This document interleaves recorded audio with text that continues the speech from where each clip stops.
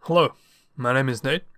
Today I'm going to teach you a few things about the interior lighting of Fallout 4.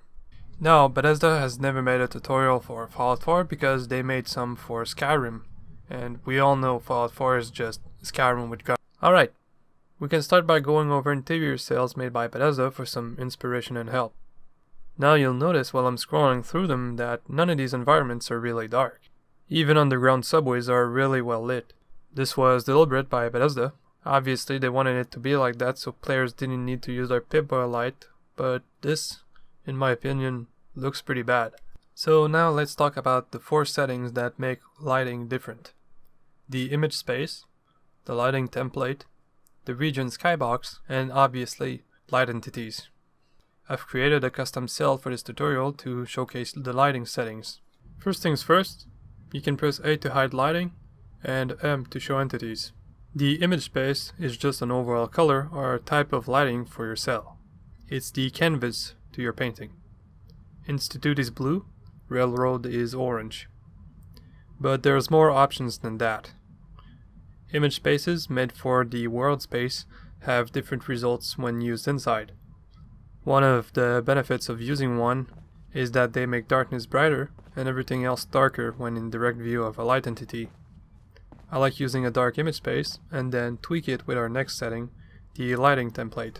The lighting template modifies ambient lighting, shadows, and fog.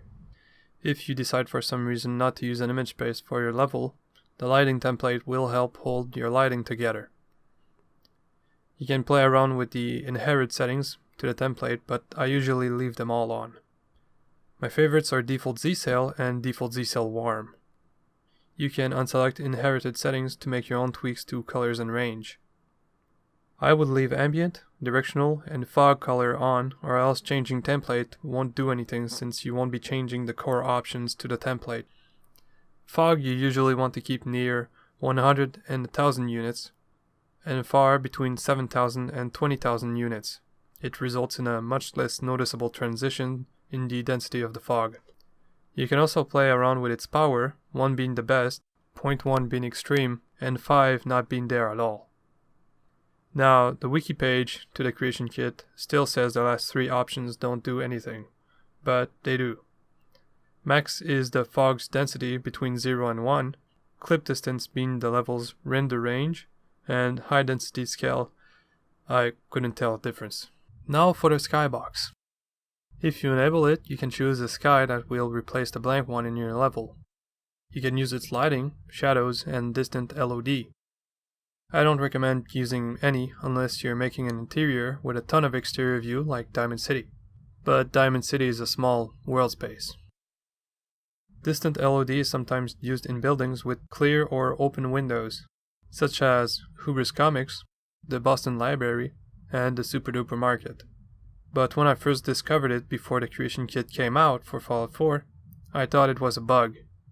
It looked fucking terrible everywhere I looked, because LOD is never meant to be seen up close by the player's eyes. Ugh. Let's move on. Light entities. They make your level decent. They can be used cleverly to indicate danger, the way ahead, just be creepy, or, light stuff up. There's multiple versions of said lights. The main types of default lights are default, fungus, candle, cool, fire, warm, water, and white. For most, you get a first version with shadows. You know that because the color of the light entity is red. Then a second version with no shadows, and as for short, they are gray and green.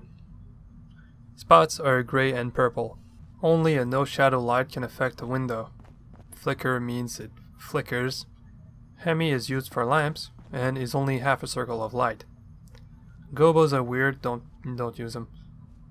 Non-spec means non-specular, so it doesn't affect textures around it, making them look wet and stuff. Spot is a cone you can point in a certain directions, like a beam. GR means it has fog underneath it. LF means it has a flare. Only cool and white lights can be affected by time, if you decide to show the sky. They will change color with the time of day. Loots are color gradients. It's a shader for your lighting. Skies with no loot will look less colorful since they are not transformed in any way. Now, if your level contains many lights and tight corridors and rooms, you might find yourself with light going through walls. A simple fix is to scale down the light or add a box light. Simply select the light and then select the box light icon. It will be created over the light, and by pressing 2 with the box selected, you will be able to edit the dimensions of the area the light is able to work in. You can create your own lights or tweak the existing ones with the Light Data tab. FOV only works with spotlights, Fade is the intensity of the light, and if you want to cover more area, turn its scale up in 3D data. I almost forgot about pack-ins.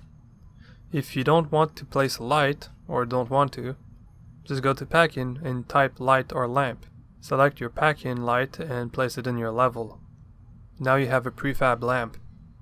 Don't forget some flora needs light to work, like cave fungus.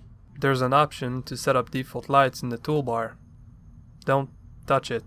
Don't even think about it. If I missed anything, make sure to tell me so I can fix it. I think that's pretty much it. Bye. Wait, what are you doing? No!